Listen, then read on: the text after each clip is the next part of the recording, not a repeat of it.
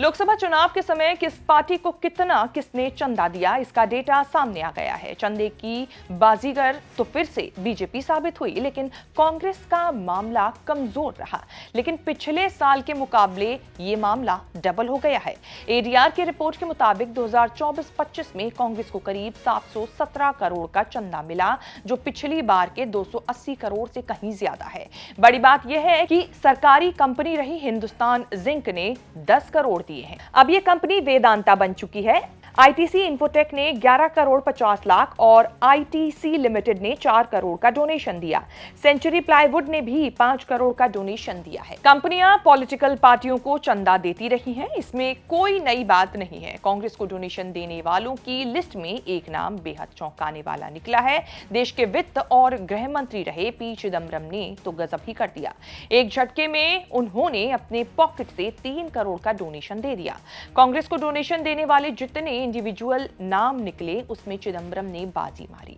3 करोड़ का डोनेशन देकर खुद राहुल गांधी और प्रियंका गांधी ने करीब 2.25 लाख के डोनेशन दिए हैं। चिदम्बरम ने पहली बार मोटा चंदा नहीं दिया है। 2020 में कोरोना के समय भी उन्होंने सांसद निधि यानी कि एमपी लेड से मुंबई के सेंट जॉर्ज अस्पताल को डोनेट किए थे। 2021 में भी कोरोना के दौरान Tamil Nadu chief ministers public relief fund में 10 लाख का उन्होंने डोनेशन दिया था। वैसे पी चिदम्बरम को और उनके परिवार को पैसों की कोई कमी नहीं है। भगवान का दिया है और खुद से कमाया भी बहुत कुछ है। 2022 में राज्यसभा चुनाव के समय एफिडेविट में उन्होंने और बड़ी वकील पत्नी नलिनी चिदम्बरम की 197 करोड़ की संपत्ति घोषित की गई थी। पी चिदम्बरम के बेटे कार्ति चिदम्बरम भी चुनाव जीतकर कांग्रेस सांसद हैं। कार्ति चिदम्बरम ने 2024 के चुनाव के समय 96 करोड़ की संपत्ति घोषित की थी। ईडी की जांच के घेरे में है। पिछले महीने ही ईडी ने मनी लॉन्ड्रिंग के आरोपों में 22 करोड़ की संपत्ति जब्त की है। 80 साल के हो रहे हैं पी चिदम्बरम, खुद बड़े वकील हैं। उन्होंने कांग्रेस में लंबी पारी खेली है। कांग्रेस ने क्या कुछ नहीं दिया। कांग्रेस के शासन में वित्त मंत्री के तौर पर 5 बार बजट पेश भी कर चुके हैं।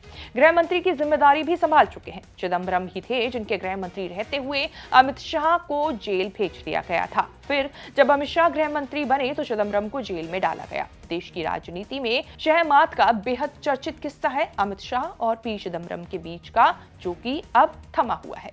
80 साल की उम्र में चिदम्बरम को अपने लिए पार्टी से और क्या चाहिए। फिर भी उन्होंने ऐसे वक्त कांग्रेस पार्टी की बड़ी आर्थिक मदद की जब पार्टी लगातार विपक्ष में है, लगातार चुनाव हार रही है। आगे भी कोई गारंटी नहीं है कि कांग्रेस और राहुल गांधी का भाग्य उदय होगा। 3 करोड़ छोटी मोटी रकम नहीं होती, फिर भी इतनी बड़ी रकम का डोनेशन देकर उन्होंने साबित कर दिया कि वो सिर्फ कांग्रेस में नहीं है, ट्रू कांग्रेसी बने हुए हैं।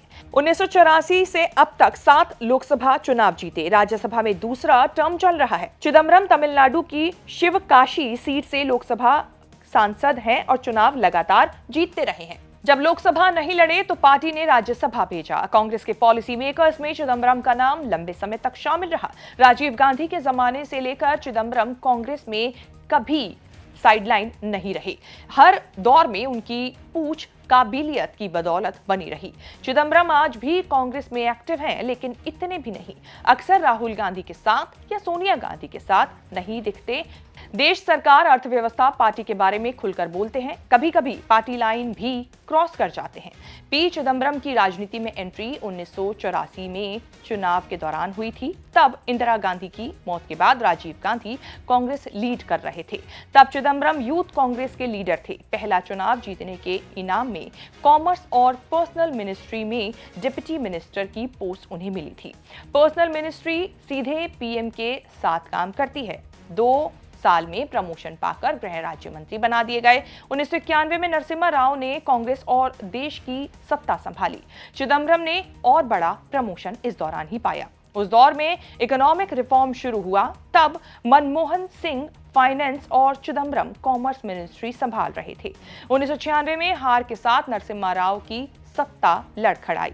तमिलनाडु कांग्रेस भी टूट गई। तब चिदम्बरम कांग्रेस छोड़कर तमिल मनीला कांग्रेस में चले गए। तब राजनीतिक अस्थिरता पीक पर थी। मोर्चा सरकार बन रही थी, जिसमें चिदम्बरम को बड़ी इज्जत मिली। देवगौड़ा सरकार में पहली बार देश के वित्त मंत्री बन गए चिदम्बरम। फिर तो वित्त मंत्री के एक्सपर्ट बन गए चिदम्बरम। 2001 में टीएमसी छोड़कर कांग्रेस में लौट आए। तब तक सोनिया गांधी कांग्रेस को संभाल चुकी थी। 2004 में कांग्रेस ने जोरदार वापसी की। मनमोहन सिंह जैसे अर्थशास्त्री की सरकार में चिदंबरम परमानेंट वित्त मंत्री बन रहे। यह सिलसिला तब टूटा जब 2008 में मुंबई हमले के बाद गृह मंत्री शिवराज पाटिल को जाना पड़ा।